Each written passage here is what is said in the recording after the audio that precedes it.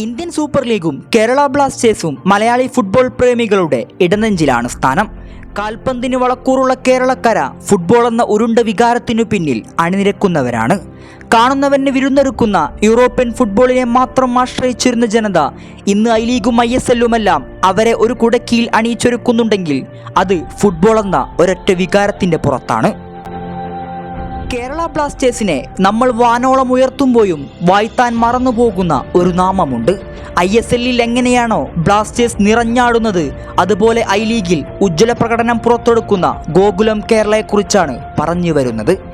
2017 ജനുവരിയിലാണ് Gokulam Kerala football club എന്ന പേരിൽ കാലിക്കറ്റിനെ ബേസാക്കി ഒരു ക്ലബ്ബ് രൂപീകരിക്കുന്നത്. അവിടെ നിന്നങ്ങോട്ട് നീണ്ട 7 വർഷങ്ങളിലായി ഒട്ടനവധി നേട്ടങ്ങളും ഗോകുലം കരസ്ഥമാക്കി കഴിഞ്ഞു.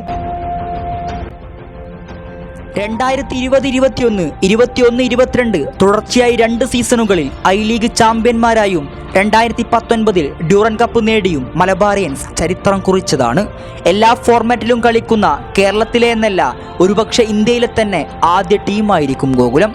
ഐ ലീഗിലും KPLലും ഡെവലപ്മെന്റ് ലീഗും ഇന്ത്യൻ വുമൻസ് ലീഗും കേരള വുമൻസ് ലീഗും അടങ്ങുന്ന ഒട്ടനവധി ലീഗുകളിൽ സാന്നിധ്യം അറിയിച്ചവരാണവർ. 7 വർഷത്തെ ചരിത്രം മാത്രമാണ് പറയാനുള്ളതെങ്കിൽ കൂടി നേട്ടങ്ങൾ ഒരുപാട് കരസ്ഥമാക്കാൻ ഈ കാലയളവിനുള്ളിൽ തന്നെ അവർക്ക് സാധിച്ചിരിക്കുന്നു.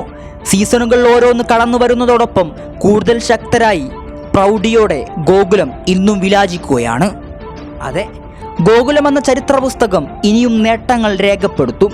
EMS സ്റ്റേഡിയത്തിൻ്റെ പുൽത്തകടുകളെ കോരിത്തരിപ്പിച്ച് അവർ ഇനിയും വിസ്മയങ്ങൾ തീർക്കും.